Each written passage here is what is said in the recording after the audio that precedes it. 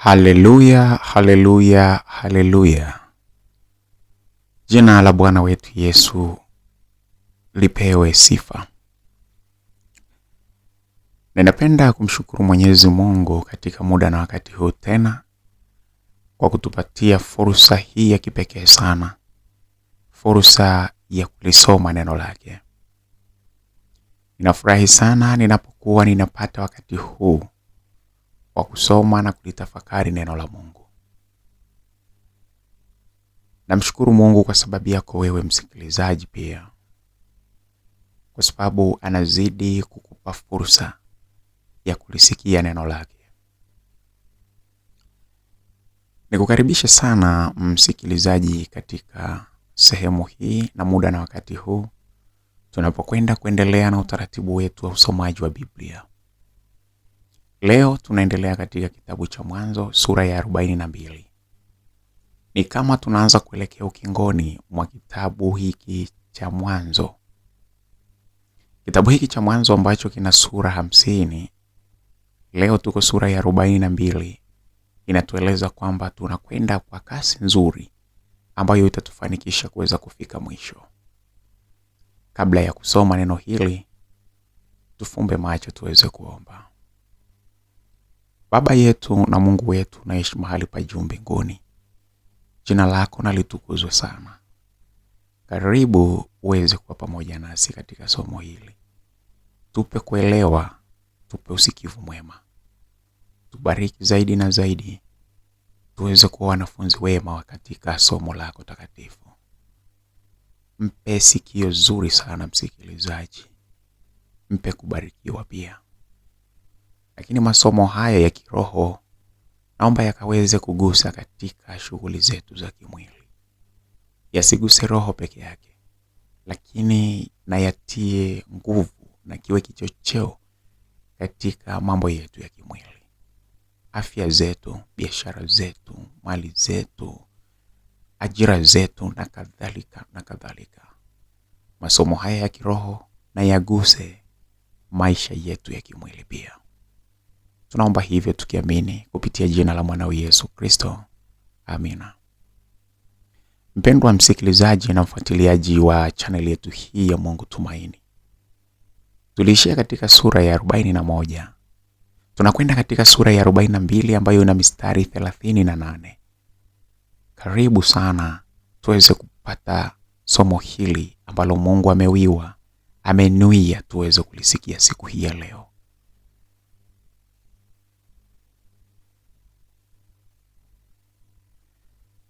Basi Yakobo akaona ya kuwa kuna nafaka katika Misri.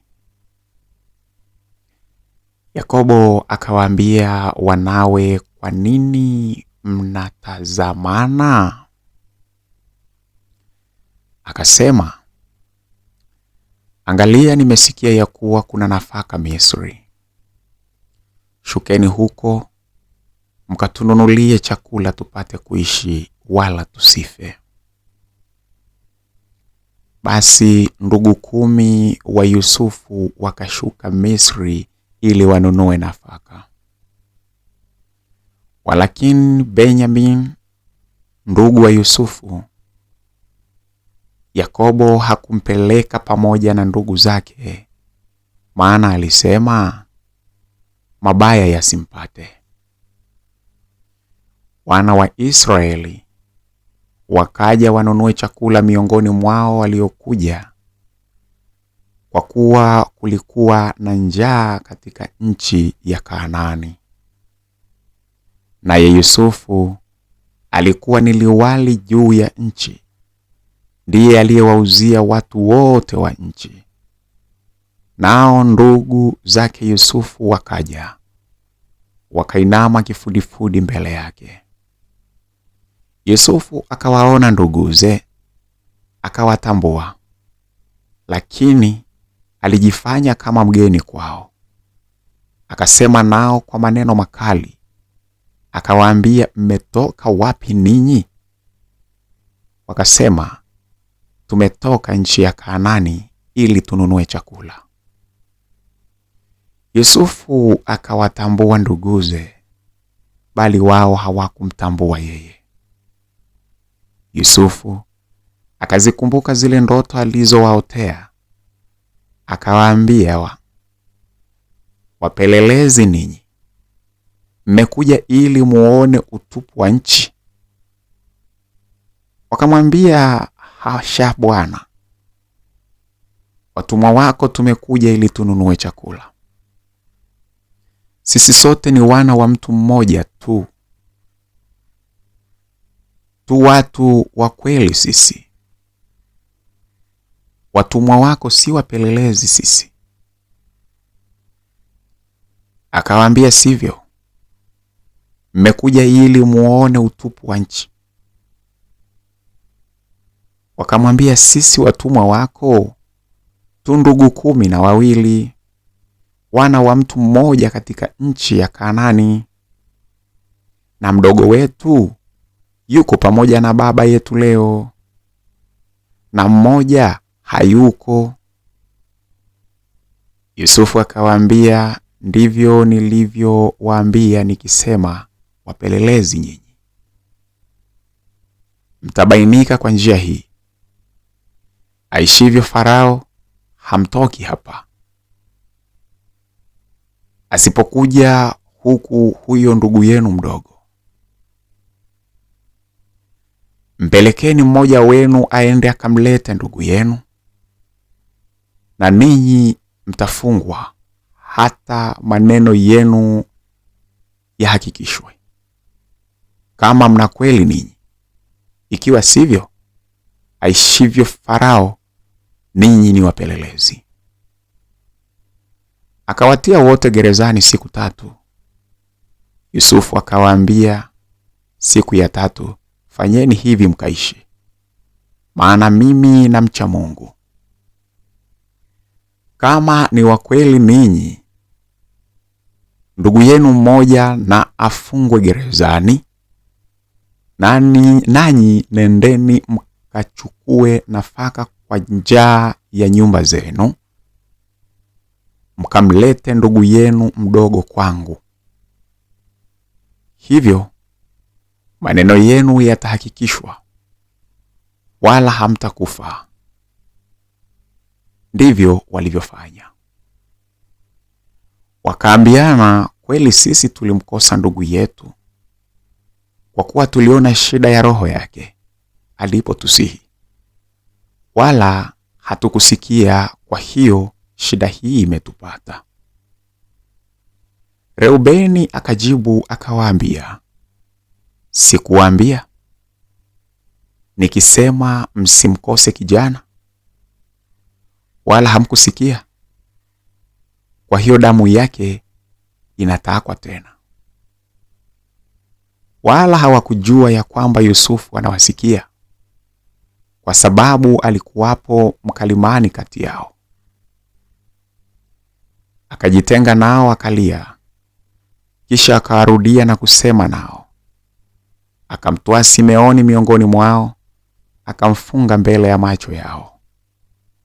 Yusufu akaamuru kuvijaza vyombo vyao nafaka, na kumrudishia kila mtu fedha yake katika gunia lake, na kuwapa chakula cha njiani. Ndugu zake Yusufu warudi Kanaani. Navyo ndivyo walivyofanyiwa. Wakaweka nafaka yao juu ya punda zao, wakatoka huko. Mmoja wao alipofungua gunia lake ili ampe punda wake chakula katika nyumba ya wageni, aliona fedha yake, kumbe iko kinywani mwa gunia lake. Akawaambia nduguze, fedha yangu imerudishwa, angalia, imo humo guniani mwangu. Mioyo yao ikazimia, wakageukiana wakitetemeka, wakasema, ni nini hii Mungu aliyotutendea? Wakaja kwa Yakobo baba yao katika nchi ya Kanaani, wakampasha habari za yote yaliyowapata, wakisema, mtu yule aliye bwana wa nchi alisema nasi kwa maneno makali. akatufanya tu wapelelezi wa nchi. Tukamwambia tu watu wa kweli sisi, wala si wapelelezi. Sisi tu ndugu 12, wana wa baba yetu. Mmoja hayuko, na mdogo wetu yuko pamoja na baba yetu leo katika nchi ya Kanaani. Yule mtu bwana wa nchi akatuambia, kwa njia hii nitawajua kama ninyi ni watu wa kweli. Ndugu yenu mmoja mwacheni huku kwangu, kachukueni nafaka kwa njaa ya nyumba zenu, mwende zenu. Mkaniletee ndugu yenu mdogo, ndipo nitakapojua kama ninyi si wapelelezi, bali ninyi ni watu wa kweli. Basi nitawarudishia ndugu yenu, nanyi mtafanya biashara katika nchi. Ikawa walipomimina magunia yao, kumbe bahasha ya fedha ya kila mtu imo katika gunia lake. Nao walipoziona bahasha za fedha zao, wao na baba yao waliogopa. Yakobo baba yao akawaambia, mmeniondolea watoto wangu. Yusufu hayuko, wala Simeoni hayuko, na Benyamini mnataka kumchukua naye?